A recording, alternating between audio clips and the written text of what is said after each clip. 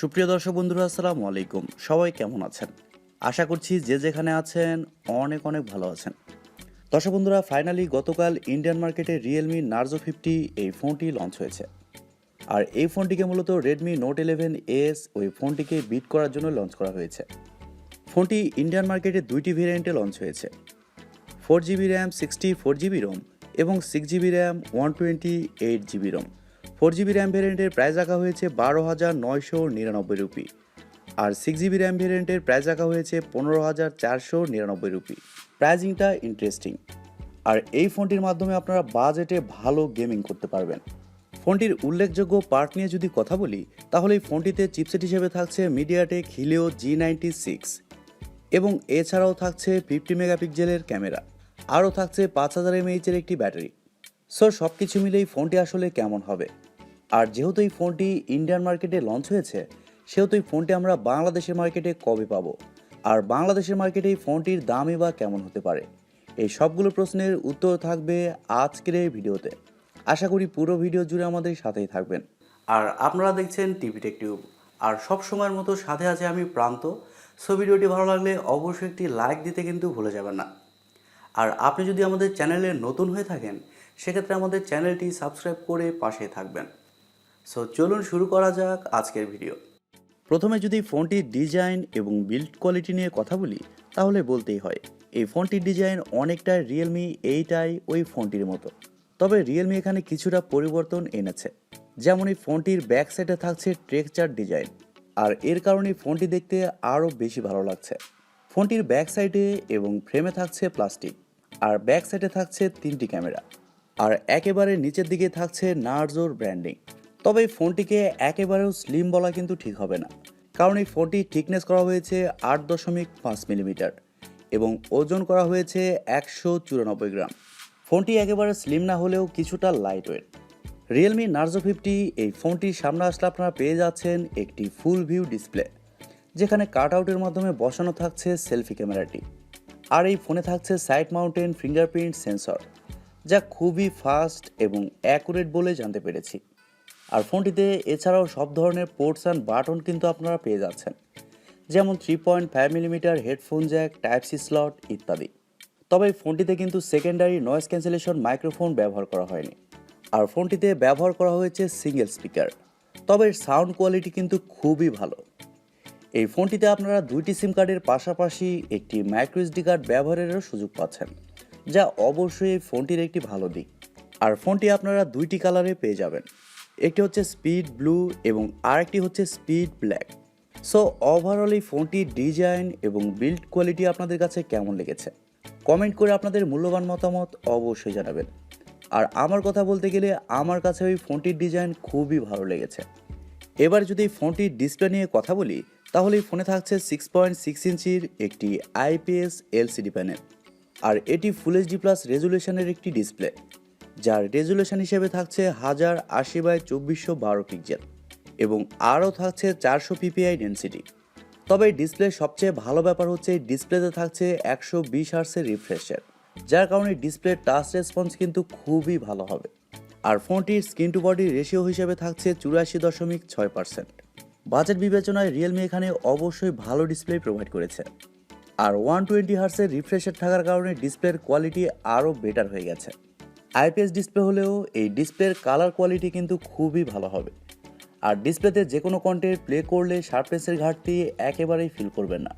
তবে আউটডোরে এই ফোনটি ব্যবহার করতে গেলে ডিসপ্লের ব্রাইটনেসের ঘাটতি কিছুটা ফিল করবেন, কিন্তু ইনডোরে কোনো ধরনের সমস্যা ফেস করবেন না।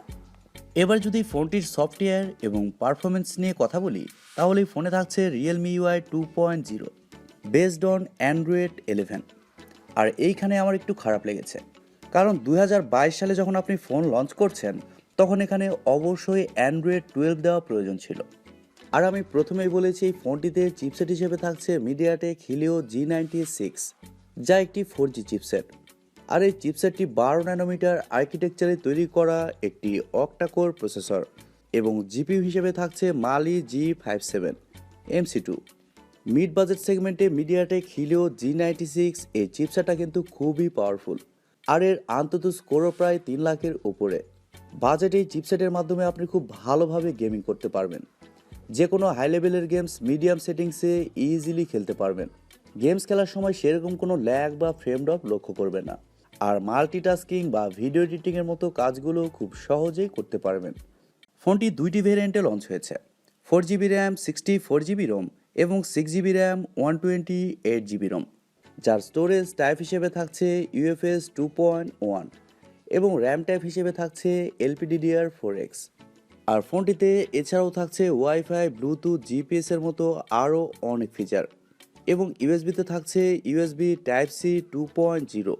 এবারে যদি ফোনটির ক্যামেরা নিয়ে কথা বলি, তাহলে এই ফোনটির ব্যাক সাইডে থাকছে 3টি ক্যামেরা, যার মেন সেন্সর হিসেবে থাকছে 50 মেগাপিক্সেলের একটি ওয়াইড সেন্সর যা 1.8 অ্যাপারচার এবং সেকেন্ডে থাকছে 2 মেগাপিক্সেলের একটি ম্যাক্রো সেন্সর এবং সবশেষে থাকছে 2 মেগাপিক্সেলের একটি ডেপথ সেন্সর।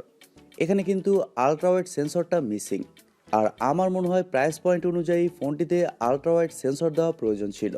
সেক্ষেত্রে 2 মেগাপিক্সেল করে সেন্সর না দিলেও ক্ষতি ছিল না।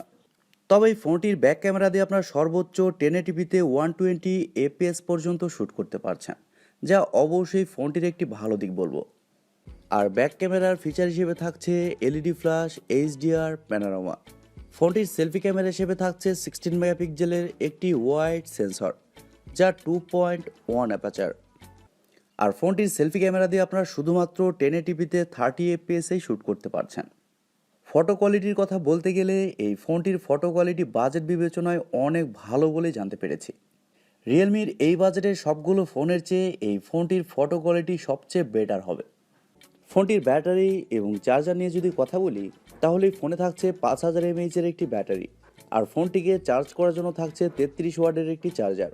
আর ফোনটিকে চার্জার দিয়ে ফুল চার্জ করতে সময় লাগবে 1 ঘন্টা 10 থেকে 15 মিনিট।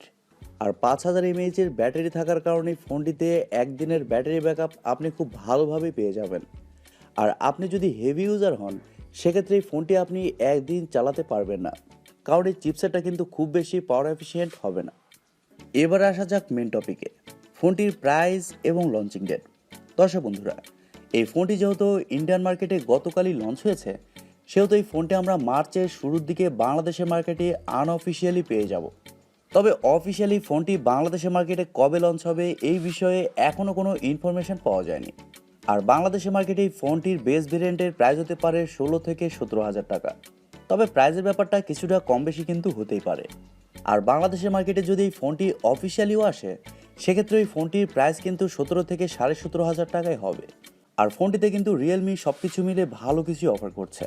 যেমন এই ফোনে থাকছে ভালো একটি চিপসেট, যদিও এই চিপসেটটি 4G চিপসেট, তারপরেও কিন্তু খারাপ না। আর ডিসপ্লেও থাকছে ভালো, যেখানে থাকছে 120 হার্টসের রিফ্রেশ রেট। আর ডিজাইনটাও কিন্তু খুবই ভালো লেগেছে।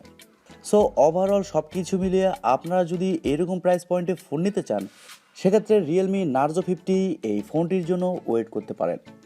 আর এই ফোনটি কিন্তু রিয়েলমি 9i ওই ফোনটিকে অবশ্যই বিট করবে। কিছু ক্ষেত্রে রিয়েলমি 9i থেকে এই ফোনটির পারফরমেন্স অনেকটাই বেটার হবে, আবার কিছু ক্ষেত্রে একটু খারাপ হবে।